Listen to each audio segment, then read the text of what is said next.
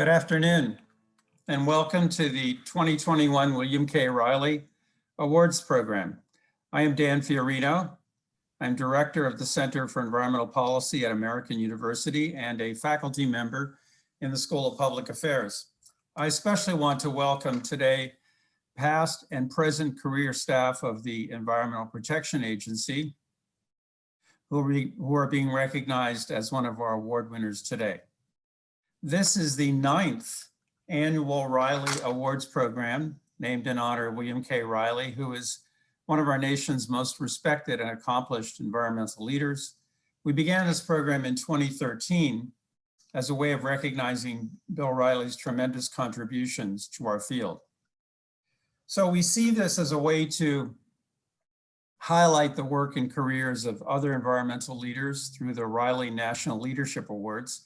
Last year, our awardees were Monica Ellis, CEO of the Global Environmental Technology Foundation and Global Water Challenge, and Frank Loy, a leader in environmental diplomacy at the State Department and in many other roles.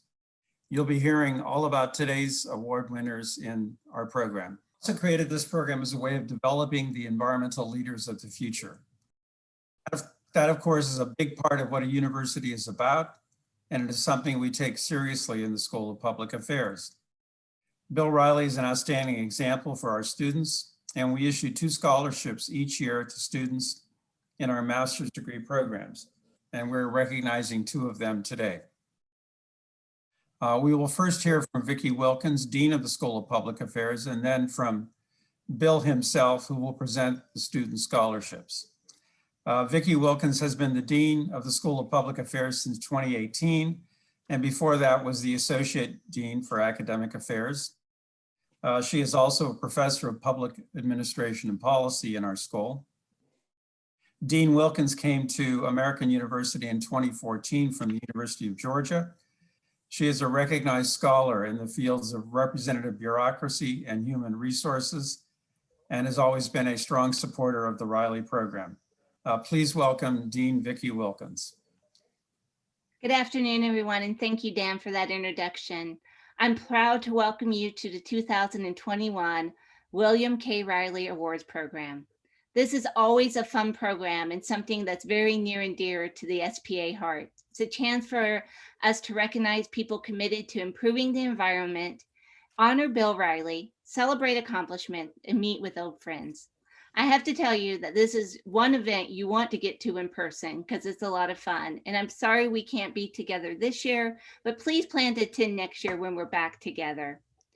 It's such a pleasure to gather each year and celebrate the career of Bill Reilly, a great friend to American University and the School of Public Affairs. This year, we recognize 2 award winners. Congratulations to Peggy Shepard, co-founder and executive director of REACT for Environmental Justice in New York. Peggy truly deserves recognition as an environmental leader who is committed to justice and fairness in our society. I am thrilled that she is receiving Reilly's Leadership Award. I also want to congratulate the other awardees, the career staff of the United States Environmental Protection Agency. The EPA has been so important to the quality of our environment for over half a century now, and it's gratifying to be able to recognize EPA staff for their commitment to quality science, effective decision-making, clean air and water, safer chemicals, and so much more.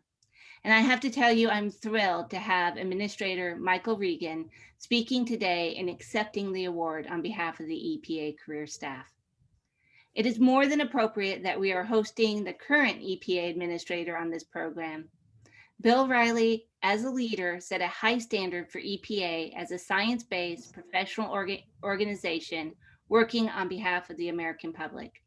We know that Administrator Regan will uphold the standards that Bill and others upheld all the decades ago. Environmental issues matter more today than ever. We are seeing the impacts of climate change, and not only do we have to cut emissions, but we also have to get better with adapting to changes that are already occurring.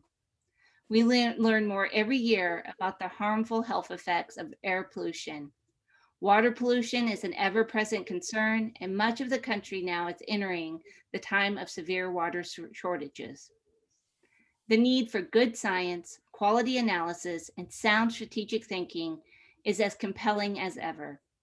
It is my pleasure this afternoon to introduce William K. Reilly, who will share his thoughts and make the scholarship presentations to two amazing SPA students, Carrie Cook and Julia Singer, both of whom are students in our Master of Public Policy program and planning a career working on environmental and natural resource issues. Bill will tell you more about them. We all know Bill Reilly as the administrator of the EPA from 1989 to 1993. As the president of the World Wildlife Fund in the United States before that, as a leader of an investment fund in global water sustainability, as an advisor to political leaders, corporations, environmental organizations, and as a mentor to so many people in the environmental field. American University recognized Bill with an honorary Doctor of Public Service degree in 2015, and Duke University recently awarded him an honorary Doctor of Science degree, confirming his status as both a science and policy authority on the environment. Not that we needed that status confirmed at all. So please now join me in welcoming Bill Reilly. Thank you so much, Vicki. I, of course, am terribly honored to have this program in my name and to have it associated with people typically who represent both the pinnacle of success in public policy and influence, scholarship, distinction for the environment. Peggy certainly fills that category supremely well, and we're going to hear from her later in the program. The issues that she has addressed are front and center, and she has helped to put them there. I want to also acknowledge the administrator's presence and the fact that this is the first time that the program is honoring someone other than an individual. It's honoring the EPA staff, the professionals who have for 50 years now set a very distinguished history, one of the great success stories of American public policy. It reminds me that when I was confirmed in 1989, Time magazine diverged from its Man of the Year to award in recognition of the great attention that was going to the problems of the environment, of climate, of ozone depletion and the like, and pollution in our cities. It recognized the planet of the year. And Jay Leno famously responded to that by saying, well, that's not really fair. All the judges came from Earth. Well, some of the judges may have had a EPA history in this selection. I have to say I did not have a part in it, but I could not be more pleased to see EPA honored in this way. And I compliment those of you who've run the program, Danielle, Dan, and Vicki, the School of Public Affairs, one of the really important schools of public policy and public affairs preparation in the country, I think, and my association with it.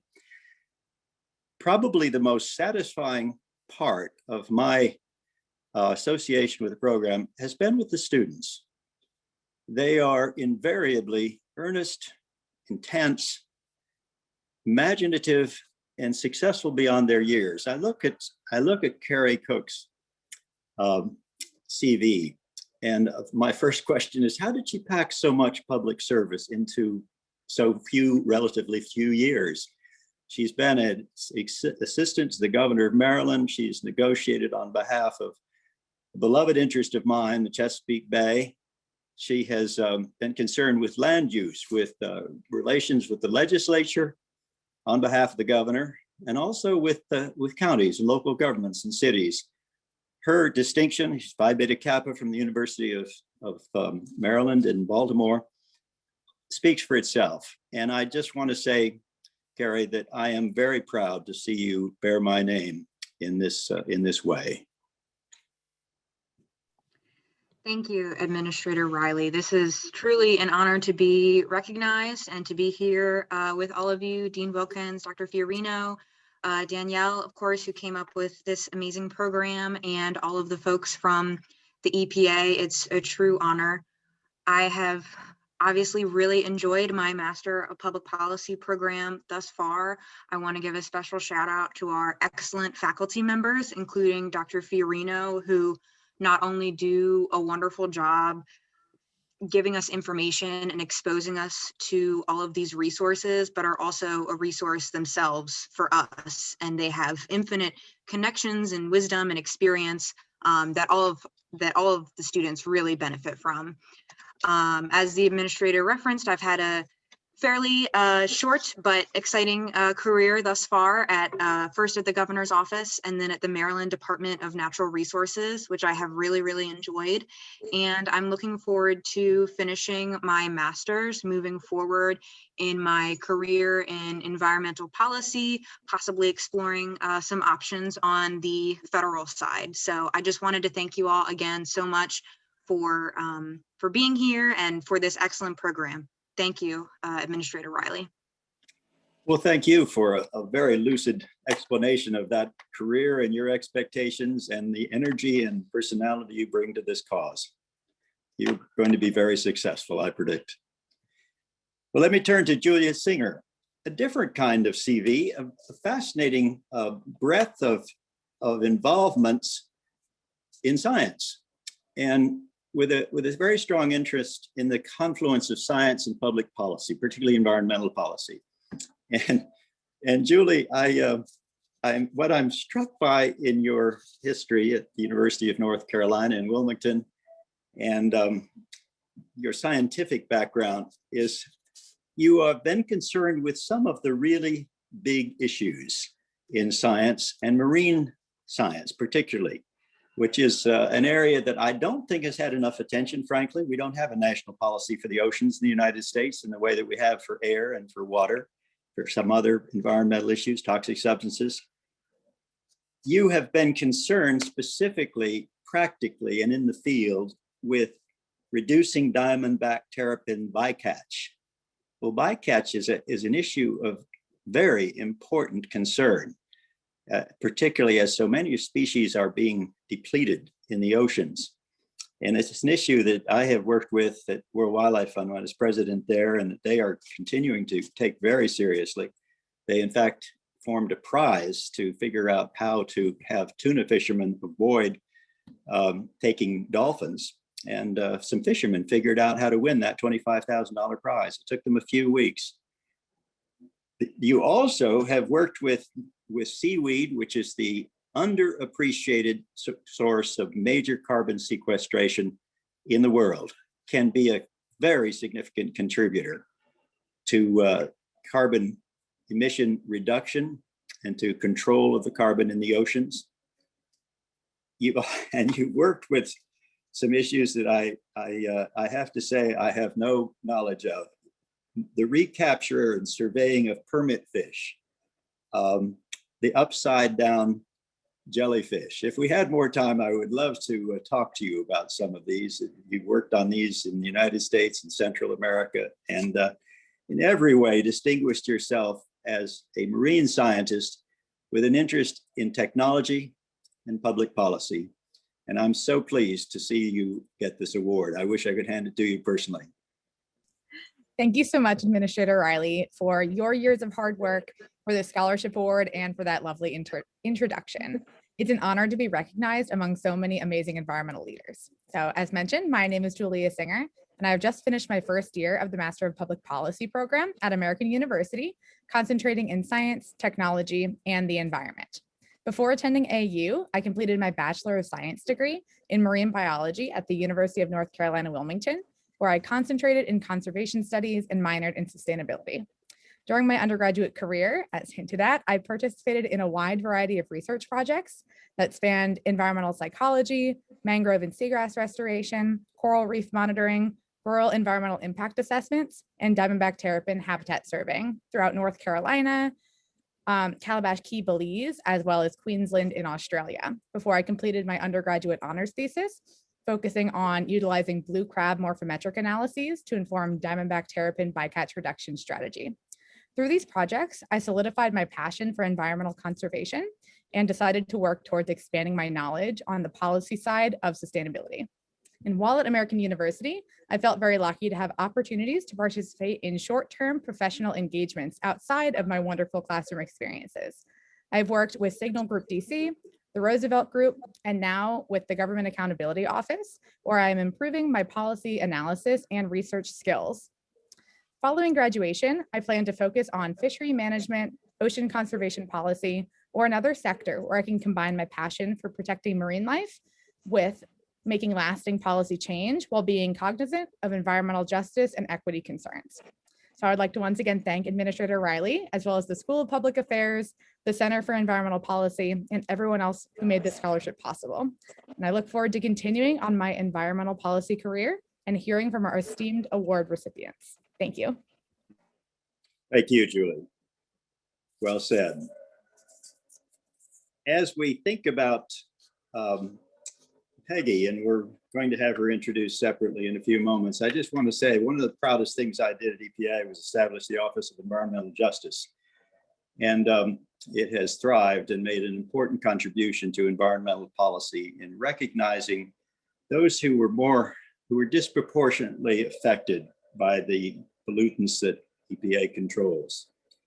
I want to say also that when I went to EPA, honestly, I went as an environmentalist with expectations that were somewhat limited because environmentalists generally are impatient to get EPA to work faster than it does. And of course, the business community is impatient for different reasons, but both pull and tug on EPA. And through its long history of dealing with some of the most fundamentally important technologies in environmental and health and ecological challenges that the country faces, it has had its ups and downs, its moments of reaction and consolidation, along with its moments of creativity and excitement and new opportunities.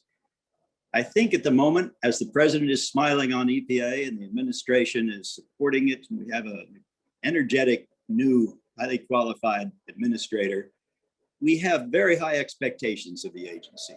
And I've always had them ever since coming in contact with the workforce, where I quickly was had it made clear to me that I had underestimated them. EPA, as a veteran AP reporter said to me before I went there, he said, you know, you're going to the most impressive, most creative agency. And I said, well, that's not exactly the impression on the street. He said, no, he said, EPA will make 5 decisions a week at the influence of science and economics and environment and ecology, while the other agencies in the cabin will labor over the same kind of decision for 6 months or a year. And I thought, as I experienced EPA, I found that was essentially true. It got very good at a lot of the things, cost benefit analysis that it had to be good at because they were contested and controversial. EPA is entering a new period of excitement and opportunity at the moment. And I want to say, we're recognizing here its history too. We're recognizing particularly the experiences of folks who had to see often the issues they had devoted careers to reconsidered, downgraded, regulations abandoned, science people let go. And we're with you. I encourage people to stay during that period when they asked, as they often did, whether I thought they should. They did. They're there, they know the field, and we look forward to their continued success. I could not be more pleased to see them honored with my name and with this award, which the administrator, I compliment the administrator coming to pick up this award for his people. Thank you, Administrator Reilly, and congratulations to Carrie and Julia on your much-deserved scholarships. My name is Tom Murray. I am a Senior Vice President at Environmental Defense Fund and a long-serving member of the Center of Environmental Policy's Advisory Board. And today, I have the truly tremendous honor of being part of this ceremony and having the opportunity to introduce a tremendous world-changing advocate, Peggy Shepard. She's the co-founder and executive director of We Act for Environmental Justice. The Reilly Awards recognize outstanding careers and individuals who have made huge contributions to environmental leadership, and policy, who have advanced environmental justice, who have engaged diverse stakeholders, and who have helped nurture the leaders of tomorrow. I can't think of a more deserving recipient for this award than Peggy. She has been at the forefront of local, state, and national leadership for clean and healthy air, water, transportation, communities, homes, products, and more for everyone for over 30 years. She helped put environmental racism on the map. She inspired a national movement for environmental justice that is finally surging today. She's championed inclusivity and community-based approaches at every turn. And she has mentored and inspired the next generation of climate, community, and environmental justice leaders who are driving change all across this country, even as we meet here today. Peggy's a Howard University graduate. She often talks about starting her career in journalism and publishing. She was the first African-American reporter at the Indianapolis News before she moved to New York to take on new roles at Essence and Black Enterprise magazines. From there, she became a speechwriter for the New York government, had a couple of different roles in the State Division of Housing and Community Renewal before joining Jesse Jackson's 1984 presidential campaign as a public relations director. It was as part of the Rainbow Coalition in that campaign that she had the opportunity to see firsthand the disparities across neighborhoods in New York City. That inspired her to run for office. And in the late 80s, she was elected a Democratic Assembly district leader for her community in West Harlem. Now, over this journey is when Peggy became involved in activism, environmental protection, environmental health, focused on communities of color and low-income communities. So, inspired by Peggy's career and good journalism, I did a little research for today, and I talked to her good friend and WEAC co-founder, Bernice Miller-Travis, to get some firsthand scoop on Peggy. My conversation with Bernice took me back to 1988, and Peggy knows where I'm going, to the North River Sewage Treatment Plant on the Hudson River Greenway up by 135th Street. Now, the original planned location for this plant was in a white upper middle class neighborhood, but facing resistance, the plant was moved to West Harlem, as often happened, to a predominantly low income Black and Hispanic community. After the plant's completion and operation began, the residents of West Harlem experienced the odors and the fumes from this plant, began experiencing health symptoms, asthma, respiratory illness. Peggy and her colleagues, Bernice and Chuck Sutton, led the protests against the plant, filed a lawsuit against the city, which years later in 1993 ended in a settlement and a major victory for the community in West Harlem. The victory included a $1.1 million environmental benefit fund for the neighborhood and a big commitment from their friend and then mayor, David Dinkins, to allocate $55 million to fix the plant. Now, after this victory, I've been told that their counsel and co-plaintiff, Eric Goldstein, who was then the director of NRDC's New York Urban Program, asked Peggy and Bernice and Chuck what they planned to do with the settlement fund. And he joked. He said, well, I guess you're going to plant an awful lot of trees in Harlem. And without missing a beat, Peggy said, no, we're going to build a mini NRDC for our community. Years later, we know that that is exactly what Peggy has done. In partnership with her sidekick, Cecil Corbin Mark, a staff of 20, and a budget that is really just a fraction of many larger environmental organizations, Peggy and her colleagues have had local, national, and international impact. And Peggy's response to that question about the settlement fund has become WEAC's reality. The organization's outsized impact is due to no small measure to Peggy's vision, her passion, her hard work, and her leadership. Now today, Peggy's on the board of many organizations, including the Waterfront Alliance, the New York League of Conservation Voters, and my organization, the Environmental Defense Fund. At EDF, I've had the opportunity to see Peggy's leadership in action with our board, across our organization, with my colleagues, and certainly with me personally, challenging us to be better advocates and leaders.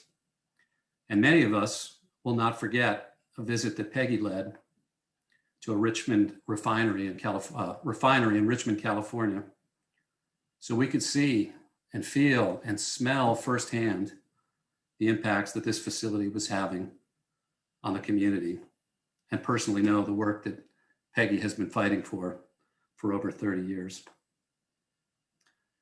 We're at a critical moment in our country's history with a surging focus on equity and justice, and Peggy has been called on repeatedly to provide national leadership. This is a moment she's worked more than 30 years to help create. And late last year, she was appointed to chair New York's Environmental Justice Advisory Board. And earlier this year, as the Biden administration made environmental justice a core priority, Peggy was also appointed to the White House Environmental Justice Advisory Council. Peggy, in honor of your leadership and a career fighting for environmental justice and to advance fair and equal treatment for all people in all communities, it is my very deep honor and privilege to award you the 2021 William K. Reilly Award for Leadership. Congratulations, Peggy.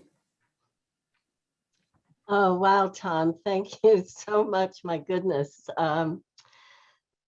Let me just say good afternoon, everyone. Thank you, Tom. For so many years, I've heard about the Reilly Award, and I was surprised and appreciative to receive this very distinguished honor with its focus on innovation and nurturing the leaders of tomorrow, many of whom we need right now, today. So I want to thank Dan Fiorino, Director of the Center for Environmental Policy, for his stewardship of the Reilly Award.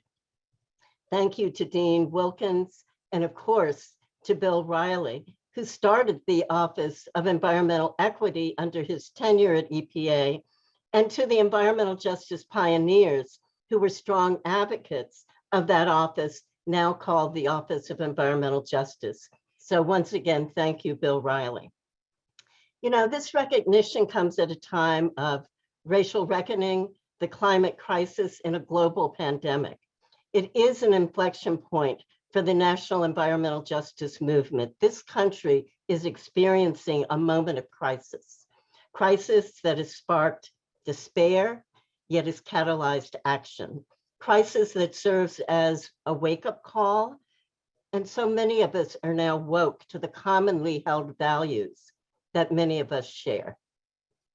Now, perhaps we are beginning as a nation to understand, acknowledge, and to address the underlying causes of the environmental justice and climate crisis, that it has a complex legacy. It's one of housing segregation, discrimination in land use and zoning policy, natural resource exploitation, an exploitive fossil fuel economy, and the disparate enforcement of environmental laws that remain a hurdle to equal environmental protection.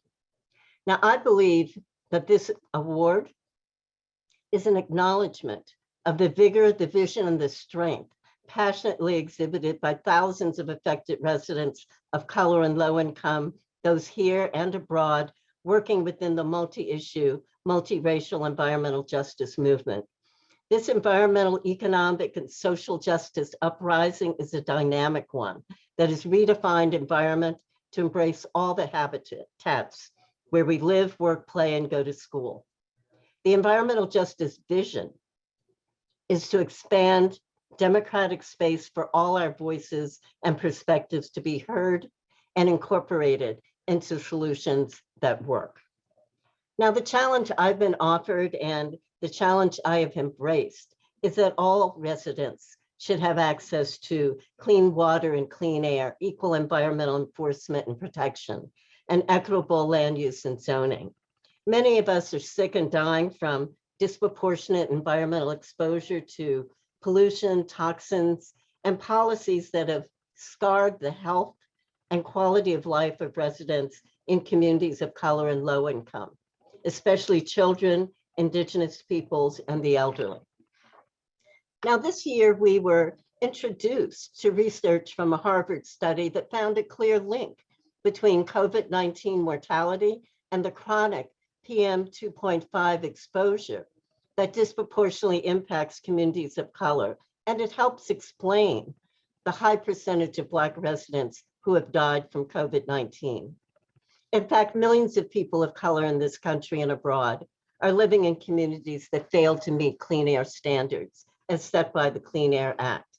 And that includes in this nation 71% of Black Americans and over 80% of Latinx residents, as if we needed a reminder of how profoundly the energy and environmental policy decisions of the past have failed communities of color and Indigenous.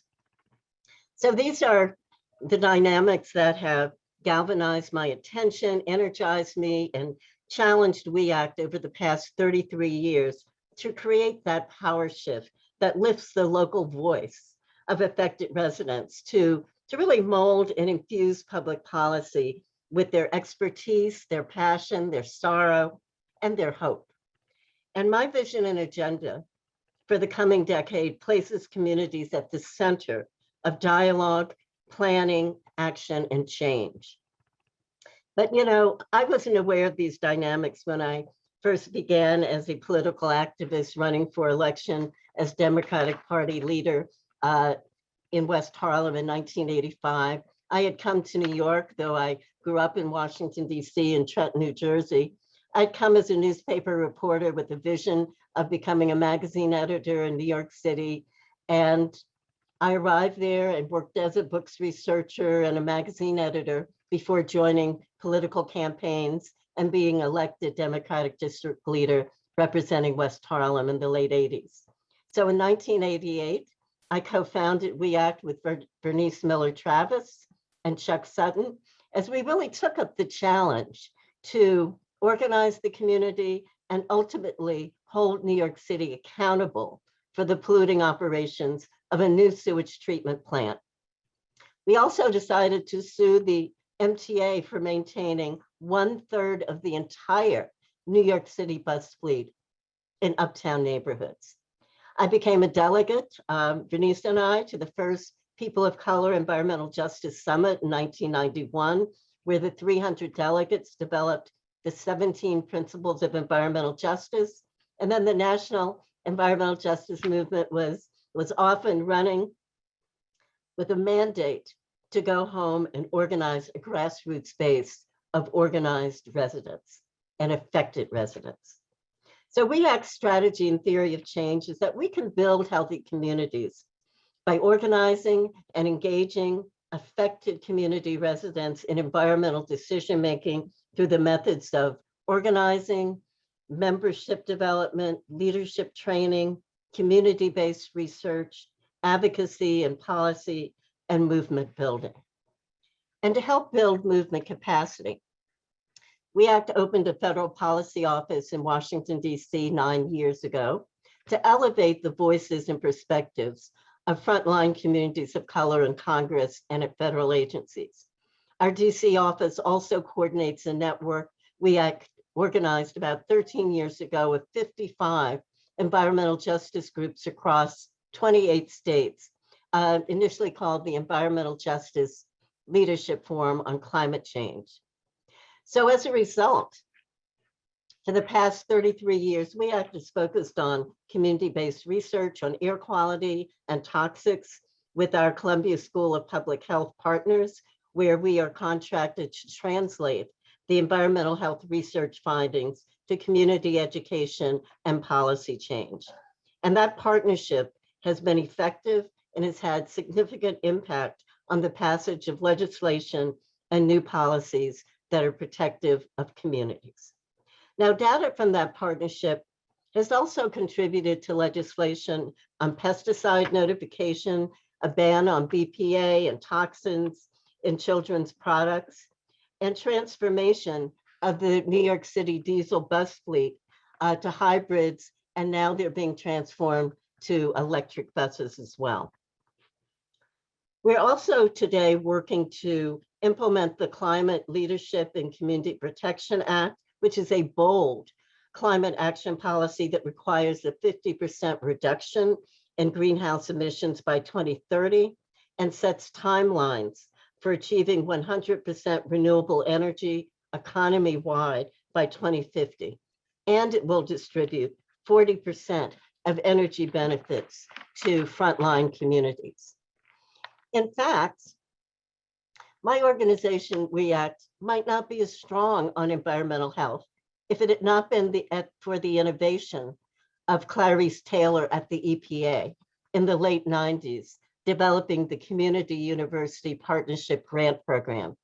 This so-called CUP program grant allowed REACT to develop a strong relationship with the Columbia Mailman School of Public Health, where we were able to work with researchers there on air quality concerns that are impacting the Harlem community. And that EPA initiative began to transform the way REACT began to do its work. And in the early years of the organization, that was very, very important to begin to have a database for our evidence-based campaigns. We also had the good fortune to meet a true innovator, Dr. Kenneth Olden, in the late 90s, who was the longest tenured director of the National Institute of Environmental Health Sciences, called NIEHS. And Dr. Olden, an African-American scientist, mandated community academic partnerships at many of the Institute's research centers. He added community outreach and engagement cores to the centers, which encouraged partnerships with community groups and stakeholders to translate the research into education and policy. He also implemented environmental justice through communication grants that again mandated partnerships and allowed community groups to serve as principal investigators. The experience of working with the NIEHS Basic Research Center and the Columbia Center for Children's Environmental Health has been invaluable. The data gathered has been instrumental in transforming the way REACT develops its policy campaigns and has developed curriculum for its environmental health and justice trainings for community residents, schools, and other stakeholders. Now, the network of what used to be 12 children's environmental health centers started in the late 90s and were jointly funded by the EPA and the NIEHS. However, today the number of funded centers has dwindled due to EPA cutbacks and the Trump administration's decision to stop funding the centers. The cutting edge research that has been disseminated by the centers has been significant to the health of children in this country.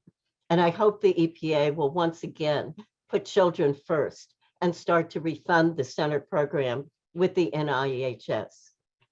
Now, I know that many of us here today are climate activists. We're ready to raise our voices about the climate crisis.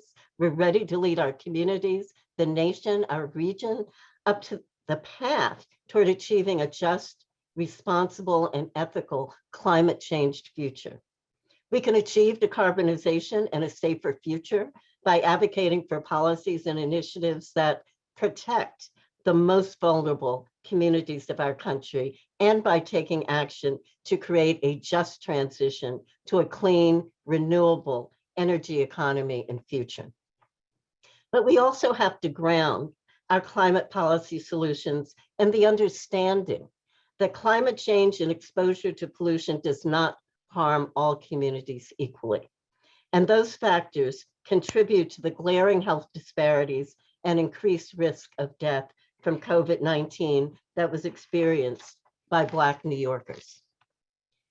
But to succeed, we need to unite for collective action. To do so, we have to understand each other, our experiences, our perspectives, and align our values. Otherwise, those dynamics can become obstacles that impede our progress together. We're challenged to develop democratically a bold national and regional climate policy agenda that advances the goals of economic, racial, climate, and environmental justice. The agenda must lay the foundation for our organizations, for government, and philanthropy to transform the way we work together to advance ambitious and equitable national climate policy. It is time to rebuild trust between institutions and grassroots organizations and identify pathways for more inclusive national and regional climate policies. We have the challenge and we have the opportunity to expand democratic space for all our voices to be heard and incorporated into solutions that work for all communities. Thank you so much tonight for this award and this honor. Thank you very, very much. Well, congratulations, Peggy. Thank you for your remarkable career, and thank you for setting a wonderful example for future environmental leaders. It's very much well-deserved. I am Adam Kushner, a member of the Center for Environmental Policy Advisory Board and a partner at Hogan Lovells. This, as Administrator Reilly observed, is a most unusual format for the annual William K. Reilly Environmental Leadership Award. We've never previously honored a cohort of individuals for this award. However, committee felt that the unusual confluence of events, the emerging from the previous administration, the 50th anniversary of EPA, which will occur in December, and the tremendous challenges we collectively face each day warranted such an award to EPA career civil servants, both past and present. I should mention that I served as EPA's Civil Enforcement Director and Air Enforcement Director for 10 years. I also prosecuted cases on behalf of EPA when I was at the Department of Justice, and I did that for 12 years. And I began my career as an EPA staff attorney. I say that because I have a heartfelt affinity for EPA as an organization, and I'm honored to be giving this award today. For 4 years, the previous administration failed to embrace EPA's core mission of putting law and science first. This represented a significant challenge for career staff and management, as agency leadership held a definitively different view of environmental protection than any previous administration, Republican or Democratic. Science was marginalized, if not ignored. Budgets were cut, regulations targeted, and enforcement deferred. These actions worked to compromise EPA's effectiveness and put tremendous strain on agency's workforce. The dedication and talent and perseverance exhibited by EPA employees is well known. Just look at the size and the loyalty of the EPA Alumni Association membership, or the hundreds of former EPA staffers who joined the call to reset the course of EPA through the Environmental Protection Network's initiative. EPA employees serve in countless critical roles in protecting human health and the environment. They are scientists and lawyers and budget officers and IT professionals, human resource managers. They're policy analysts and environmental justice leaders and ecologists and international experts and administrative personnel, and like me, a lawyer. In order for the vital institution to be strong and to be able to meet the overwhelming environmental challenges we face today, our country, and indeed the world, needs the US EPA to rely on scientific evidence, strong policy analyses, and to have a motivated, principled, prepared, and supported workforce. Today's award to EPA staff and management, career staff and management, is meant to acknowledge the value of EPA as an institution and the professionals without whom there would be no such institution. To accept today's award, I'm delighted to introduce two individuals.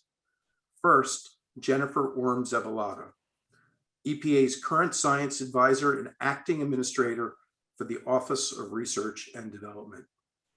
Jennifer has been an EPA employee since 1981, while she was working on her graduate degree at Miami University of Ohio. Jennifer has always been interested in science and the outdoors.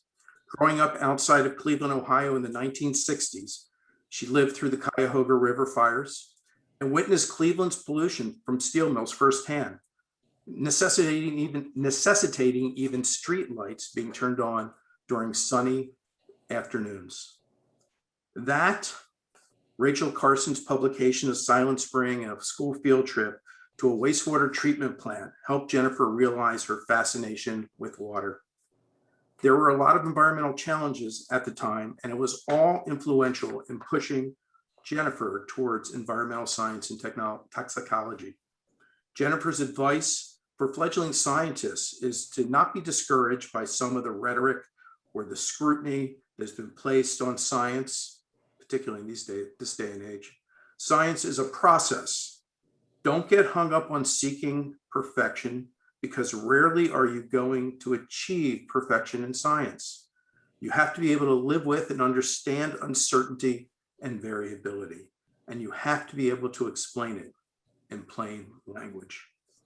Jennifer's career at EPA has been focused on human health and ecological research, risk assessment, policy and regulation development, strategic planning, and program implementation. The focus of her experience includes the evaluation of risks to human and ecosystem health and the influence of environmental change on human health in response to variety of stressors, including synthetic, organic, and inorganic chemicals, radionuclides, microorganisms, and vector-borne disease. Jennifer received a BA in zoology from Ohio Wesleyan University, an MS in zoology and toxicology from Miami University, and a PhD in wildlife science and public health from Oregon State University. Prior to her current roles, Jennifer held a number of positions with the EPA in the offices of toxic substances, of water, and also of research and development. I am proud to introduce to you Jennifer Orme-Zavalata. All right, thank you, Adam. And I also want to thank American University, the Center for Environmental Policy and the School of Public Affairs. It truly is an honor to be here today to represent all EPA career staff who, as we speak, are working hard to find innovative and meaningful ways to take on climate change, confront environmental injustice, safeguard public health, and protect our environment. As Adam noted, I have been with EPA for 40 years and have served under 7 presidential administrations and 13 confirmed administrators. And I can tell you firsthand experience that the EPA career staff are tireless in their efforts to maintain the integrity, commitment to science, and a clear sense of mission that is really essential to protect public health and the environment, as well as to maintain what I see as a cornerstone of public service, which is the public trust. This award recognizes and celebrates their dedication to this important mission, and it means so much. Those here today know that it takes a special kind of person to enter public service. The career staffers at EPA are committed to a mission that's far greater than themselves, oftentimes trading personal recognition and status in their fields to support the work for the greater good. It takes perseverance and grit to bring about an often slow but meaningful change that's necessary to meet our environmental goals. William K. Reilly, or Bill Reilly as we knew him, was that kind of public servant. He is not just the name from long ago, but a leader who many career staff, including myself, were lucky enough to have worked for during his tenure at EPA. You know, as Adam noted, I started EPA in 1981 as a graduate student intern, and there were a number of events that he mentioned that had a significant influence on me and shaping my interests, looking for further education in environmental health sciences and a career at EPA. And I'm not alone in my passion for EPA's mission.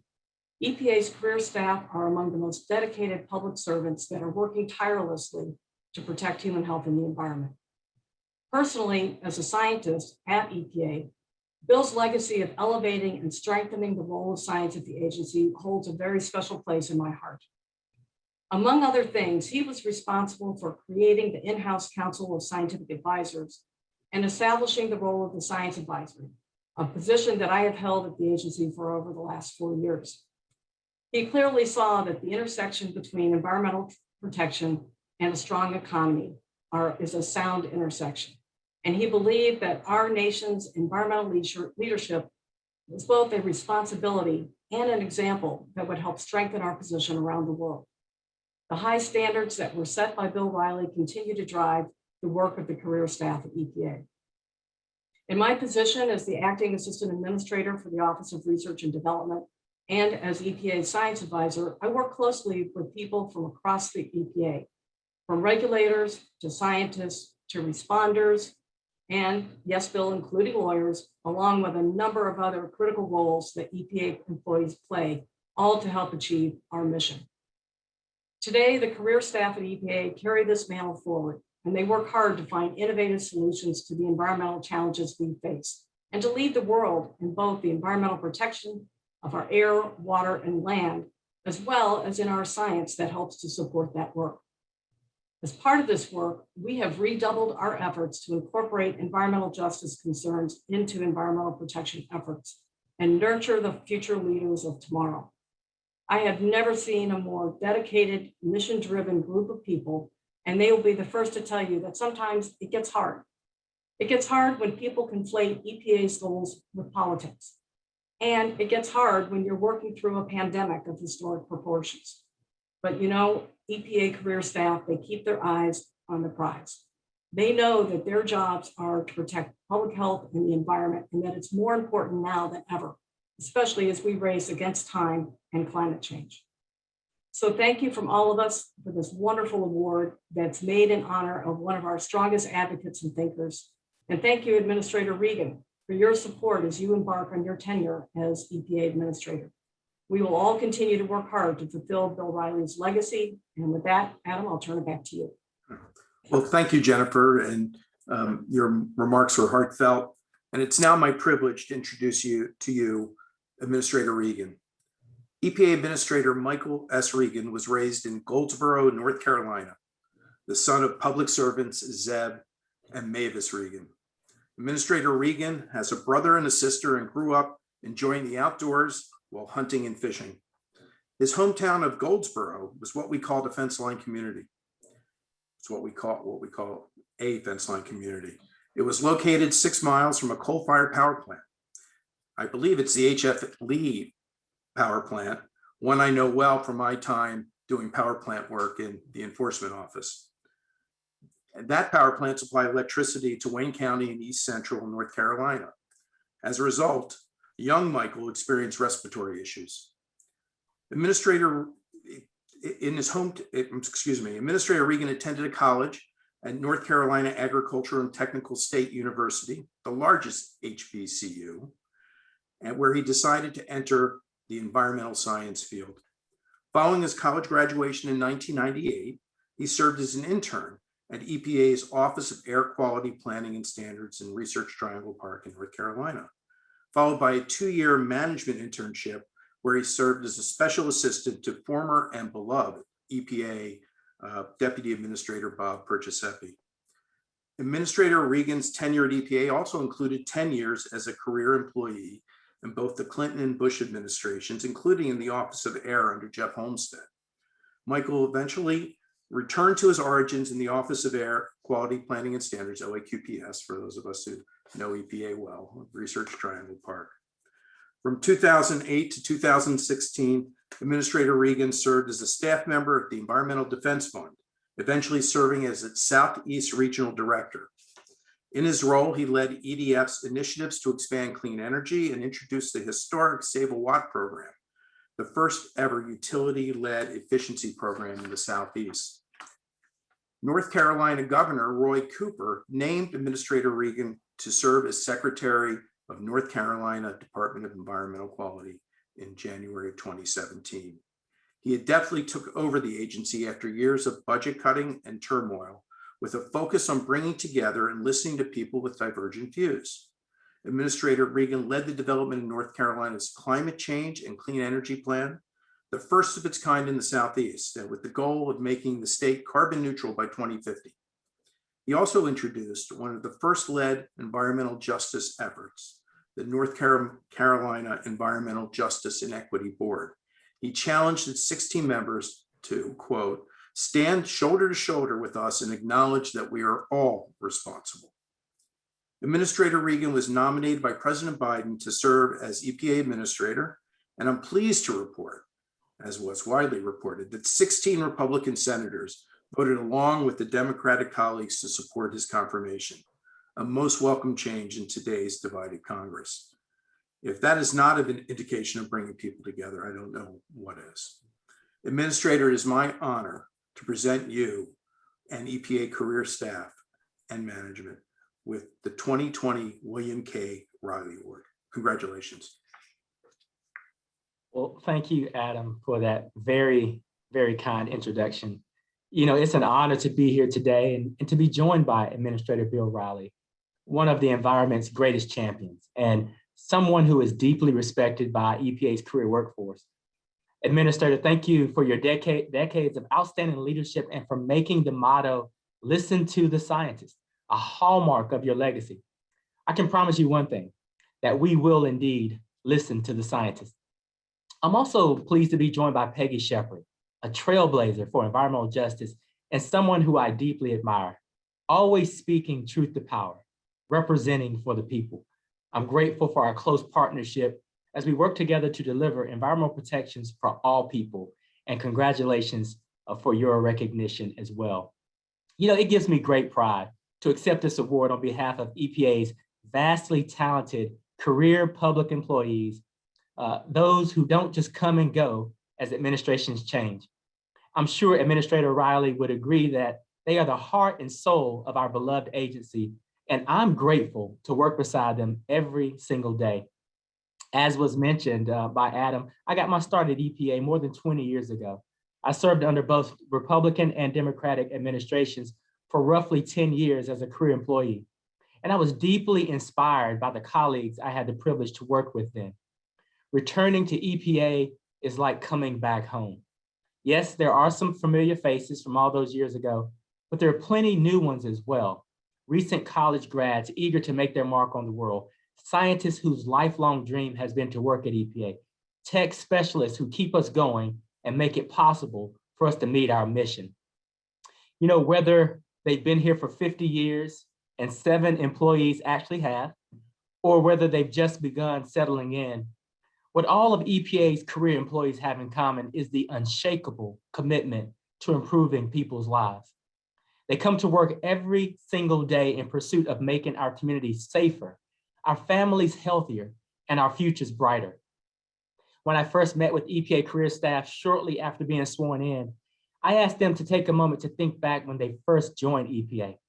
That sense of pride, that sense of determination, but above all, the knowing that they are part of something that's so fundamental to the American experience. The promise of clean air to breathe, clean water to drink, safe spaces, rivers, and streams that sustain life and make America the incredible beauty that she is. What could be truer to who we are as a nation than ensuring these most basic rights? The right to live free from environmental hazard and harm. You know, each and every EPA career employee is critical to fulfilling that mission, to ensuring that our most fundamental rights, rights that belong to every single person in this great nation, are protected for generations to come. There's been a lot said lately about the impact the last few years has had on career staff at EPA. Many of my colleagues felt that guiding purpose that first led them to EPA, and they seem to have veered off course during that previous administration. But they should know that their integrity, their decency, their commitment to doing what's right, well, those are the things that ultimately prevailed. There are some things, and I believe this is especially true for EPA, that can never be severed. Our connection to the environment and to one another, well, they transcend administrations. They are innate for EPA's career workforce. And as my colleague Jennifer said, it takes a special kind of person to enter public service. I'd add that it takes a very special kind of person to not only enter public service, but to work at the United States Environmental Protection Agency. It takes selflessness, it takes integrity, it takes compassion. EPA career staff know a few things about resilience as well. Despite living through an unprecedented public health crisis for many while raising a family, caring for aging parents, and navigating the challenges of remote learning, they've continued to do their jobs and do their jobs well. They've never missed a beat. And as administrator, I couldn't be prouder. And as a father who constantly thinks about the kind of world my son will inherit, I could not be more grateful to our EPA workforce. I sleep a little bit easier knowing that there are thousands of people at EPA in Washington, D.C. and all across the country who are working tirelessly to tackle climate change, to protect the air we breathe, the water we drink, and to advance environmental justice for all people and all communities. I am in full admiration of EPA's career workforce, and I am honored to work alongside of them on this mission. In the words of one of EPA's chartered employees, we are the trailblazers. We are setting the path forward. That was true of EPA more than 50 years ago, and is true of EPA today. So thank you for recognizing the magnitude of EPA workforce's contributions. While recognition is not generally at the top of their priority list, it couldn't be more well-deserved. To all of my EPA colleagues watching today, this significant honor is a testament to your extraordinary service. Congratulations, each and every one of you have earned and deserved it. Thank you. Thank you, Administrator Regan. That was, well, thanks for joining us today and for those inspiring remarks. We wish you all the best in your time at EPA. So thank you. Thank you. Before I wrap up, we have a little time here. Bill, would you like to offer some remarks? You know, I'm so pleased and impressed to listen to you, Administrator Regan. I really loved your presentation and the obvious respect and affection you feel for your people. Both Jennifer and Peggy spoke eloquently of mission as part of the EPA enterprise. And it brought back to me the memory of a conversation I had with the Interior Secretary at my time, Manuel Lujan, when I asked him how he liked his new position. And he said, well, you know, parts of it are very satisfying. He said, when I give an order to the Power Authority or the Bureau of Mines, they salute, yes, sir, and they do what I said. He said, when I give an order to the Park Service or the Fish and Wildlife Service, they want to check with God first. And then he smiled and said, oh, I forgot who I was talking to. That's all you got over at EPA is people who check with God.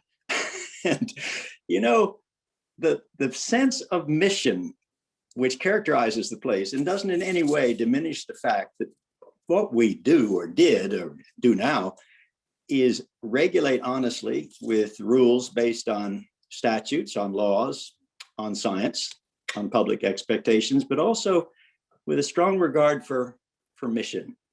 I remember learning that the largest component of federal agency employees who had served in the Peace Corps of the United States was at EPA, and it didn't surprise me at all. You don't go into the Peace Corps looking to burnish your CV or your financial situation.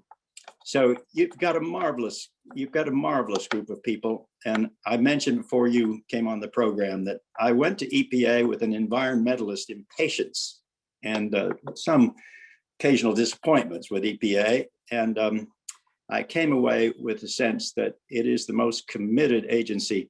It's one of those agencies, as a reporter once said to me, you don't feel your adrenaline seeping out your shoes as you walk through the corridors. And you have people like that, and you recognize it in your remarks, and I really salute you for it. Thank you, Administrator. And you've left a wonderful, wonderful legacy for us all. You've set the bar really high, and we're going to keep aiming for it. You're very generous. I really appreciate that. Great. We haven't yet met. I know Fred Krupp and any number of people we have as good friends in common, and I really look forward to one day we'll have some in-person encounters again in this country, and I look forward to one with you. Absolutely. We'll make that happen.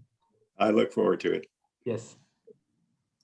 Wow, it was great having the two of you be able to exchange a few remarks.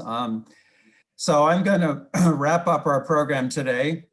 Again, I want to congratulate Peggy Shepard, EPA career staff, Carrie and Julia on their scholarships. Thank you so much for participation by everybody today. We had many very fine speakers. Special thanks to Administrator Regan. Thanks to EPA for its cooperation in preparing the program today. It was terrific. To the SPA communications and events staffs, and to Danielle Miller-Wagner and Gordon Binder for all their efforts on behalf of the Reilly program over the years. And of course, special thanks to Bill Reilly for all he has done for American University and our students and for the nation, for that matter. I do want to mention two sets of events that are coming up. One is next Tuesday, June 22nd, 3 to 4 in the afternoon. We are having another in our series with the American Lung Association and the Center for Environmental Filmmaking at American University. It's a program on prioritizing frontline communities in infrastructure investments. So it's looking at how we use investments in infrastructure to help protect environmental quality in frontline communities. Also, in the fall, we will be doing a series of webinars as part of our project on putting equity at the top of the agenda, looking ahead to ways of promoting environmental justice and equity in environmental protection in the United States. This is a project funded by the New York Community Trust, and we'll be having some webinars on looking at opportunities to use technology to improve environmental justice and ways of building the environmental workforce of the future, including a more diverse workforce. So with that, thanks again to everybody, and especially to all of you that joined us today. We had a very nice group of people listening in as well as speaking. And we hope to see you at future events. Until then, good afternoon, everybody.